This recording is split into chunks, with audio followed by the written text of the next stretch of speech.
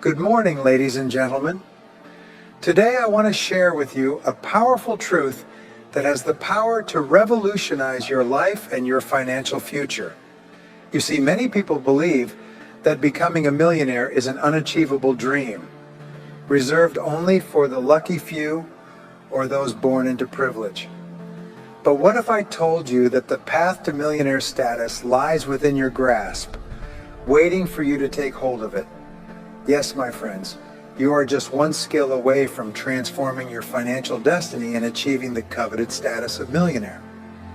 In today's rapidly changing world, success is not solely determined by luck or circumstance, but by our ability to adapt, evolve, and master the skills that drive wealth creation. So, as we jump on this road trip together today, I urge you to open your mind and your heart to the possibility of realizing your full possibilities. Suffer the power of learning, growth, and self-improvement, and watch as you unlock the door to unlimited prosperity and abundance. Thank you for joining me on this exploration of financial empowerment. Now let's go through the strategies and principles that will guide us towards reaching our dreams of millionaire status and beyond. I worked in tough jobs for several years. I worked in construction, on farms and ranches, and in factories, putting nuts on bolts hour after hour. One day, in a state of frustration, I started asking myself the question, why do some people have more success than others? Now in the Bible, there's a line that says, "Seek and you shall find, because everyone who seeks finds, ask and it will be given to you." So I started asking other successful people how they were doing things differently from me, and they told me. I did it and got better results. I got into sales when I could no longer get a laborious job, and in sales I noticed that one of the guys in my company was making 10 times more than anyone else. Even though he was selling the same product from the same office at the same price to the same people under the same conditions, he was making 10 times more than anyone else. I went and asked him, "What are you doing differently from me?" He told me, "I did it, and what I discovered changed my life."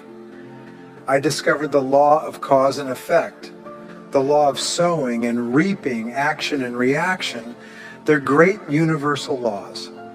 What it says is that everything happens for a reason, that there are no effects without causes, that even if we don't know what's causing the effect, if we track it, we'll find the cause. It's the basis of the scientific process, of all medical research, of all marketing, of all business.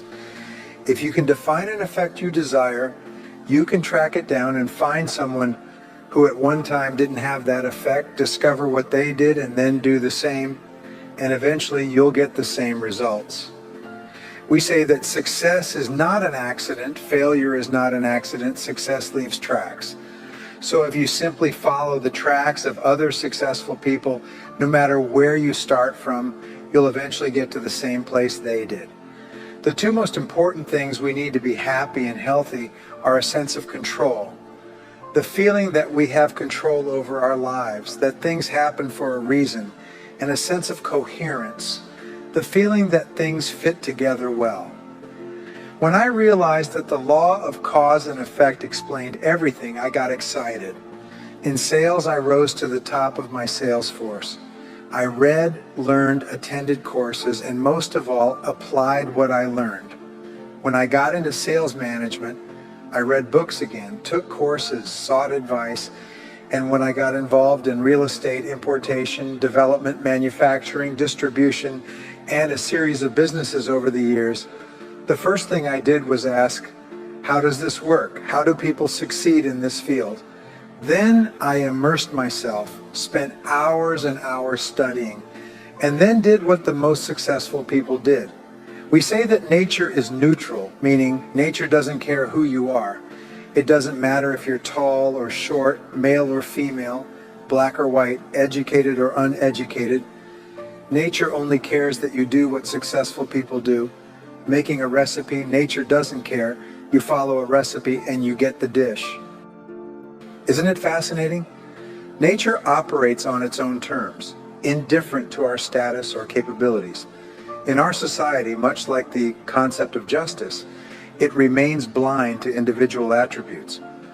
Yes, there are countless individuals out there, perhaps less intelligent or talented than you, yet flying high on the wings of success. Why? Because they attach to the time-tested principles of achievement.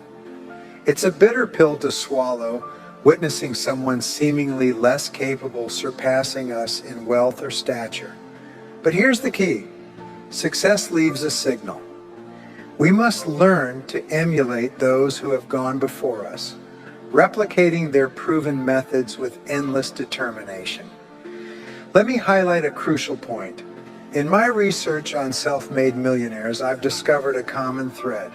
Nothing happens overnight. Success is a journey paved with difficulties and failures, but it's those who keep going, those who refuse to be prevented by initial setbacks, who at last overcome. So I ask you, what do you assume is the average number of trials a person makes before throwing in the towel on a new goal? Well, the average is less than one, because most people give up before even trying once. They say, that's a great goal. I'd love to be financially independent. And then they give up. They don't even try because I can't because of this and that and so on.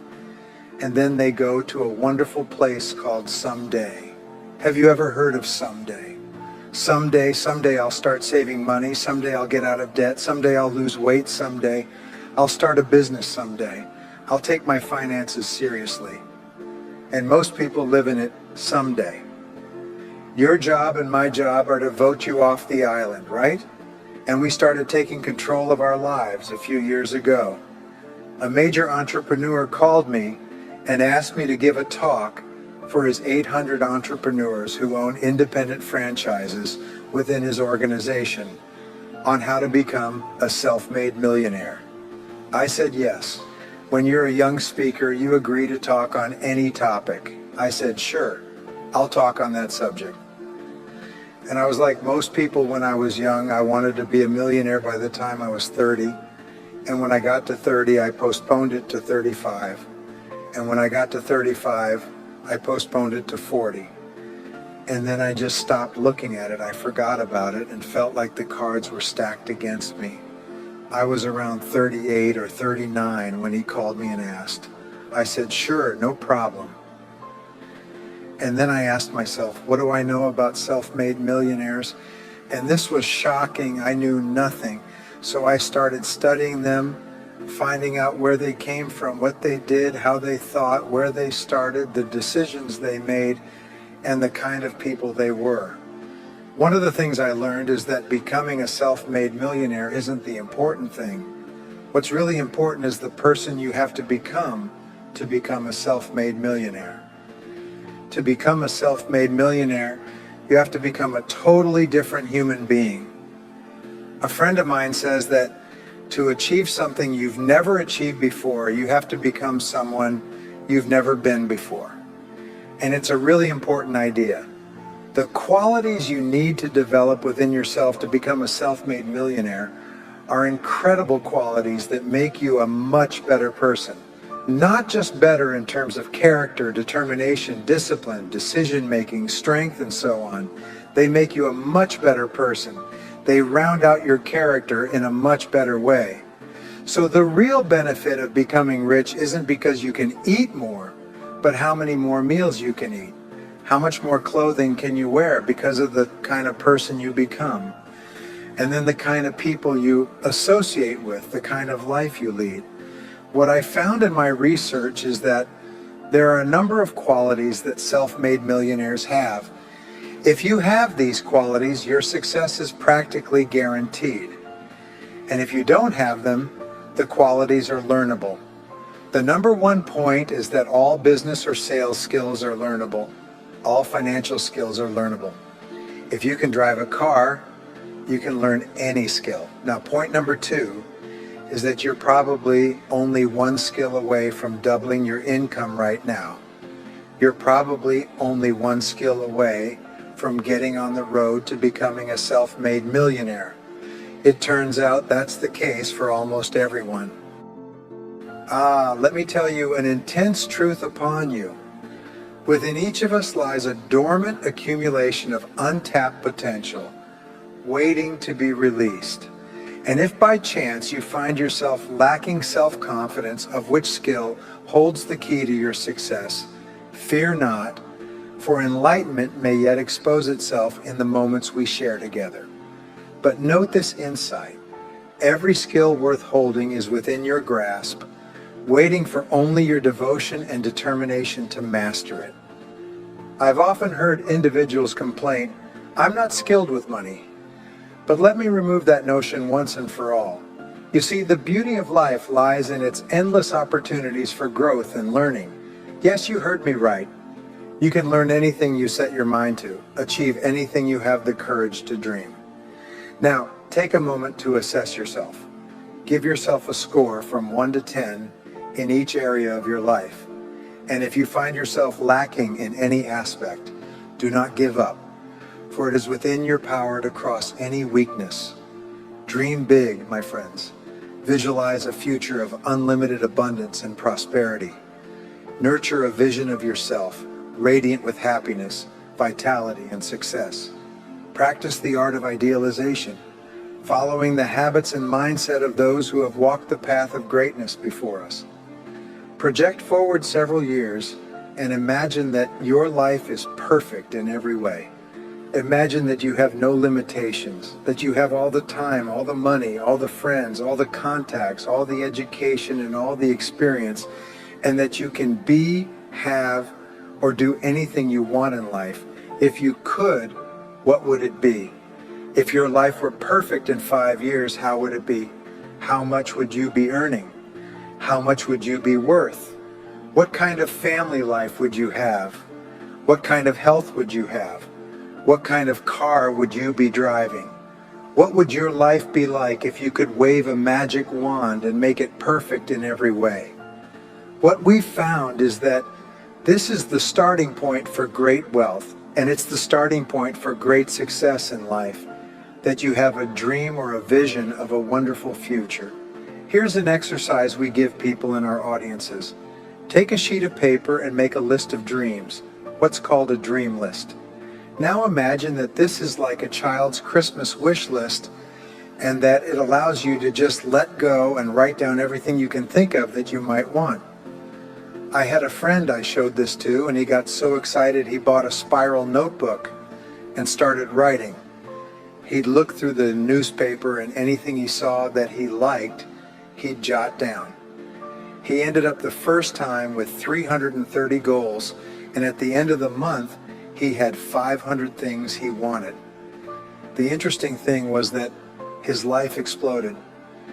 He activated the law of attraction and started attracting into his life people, circumstances, ideas, resources, and insights that moved him toward the achievement of his goals and started bringing those goals closer to him. Point number 2 is to do what you love to do. Whenever you find people who are truly successful in life, they are people who do what they love to do. They love their work. The big rule for success in life is to find something you love to do and then find a way to make a living doing it. Now, when you find what you love to do, it will be something that gives you energy, that motivates you, that excites you. It's probably something you were meant to do since you were born. And when you ask self-made millionaires what kind of work they do, they often say, "I've never worked a day in my life. I just do what I like to do." Number 3 is to commit to excellence. Now, this is really important, and I struggled with this when I was young because I was never good at anything. I was never picked for any teams. And if I was picked, I was the first person eliminated. I got bad grades in all my classes. I was fired from multiple jobs. I was even fired from a gas station job once. Can you imagine being fired for not being good at pumping gas? They came and said, "You're not good at pumping gas." I got fired. I went from job to job, and then I discovered that all successful people are excellent at what they do. You know the old question they asked Willie Sutton, the bank robber, "Why do you rob banks?" He said, "Because that's where the money is." Well, being in the top 10% is where the money is. So what you have to do is pay any price and make any sacrifice to be in the top 10% in your field. Now here's the good news. If you're doing what you love to do, you'll want to be in the top 10% in your field. If you don't want to be excellent at what you do, it means you're in the wrong field. It just means you're marking time. You're treading water. And there are many people who are in their field and they do their job, and they go home at night and don't think about their job and so on. And this kind of attitude means you have no future. You have a very shaky present. That crunching sound you hear is the ice breaking under your feet. And you have no future, because if you're not doing what you love to do and putting your whole heart into it, you're just marking time. But everyone is designed in such a way that there's something you love to do and that you can do well. And the fact that you love it means you probably have the ability to excel at it. So make the decision to be in the top 10%. Let me tell you how it changed my life. Here I was struggling in my late 20s, and I learned this was an eye-opening thought. Everyone who's in the top 10% started at the bottom of the 10%. Everyone who's doing well was once doing poorly. Everyone who's at the top of your field today wasn't even in your field at all and didn't even know it existed. What that means is that if you're willing to pay the price and work hard and make sacrifices, you can. Getting to the top 10%. How long does it take? It doesn't take a week or a month. Most people are really impatient. And to achieve mastery in your field takes 5 to 7 years. You'll say 5 to 7 years? Wow, I'll be 5 to 7 years older before I start enjoying the great rewards. Well, anyway, how much older will you be in 5 to 7 years? Now, here's an important point. You're ready. Time will pass anyway. Time will pass, and in 5 to 7 years will have passed.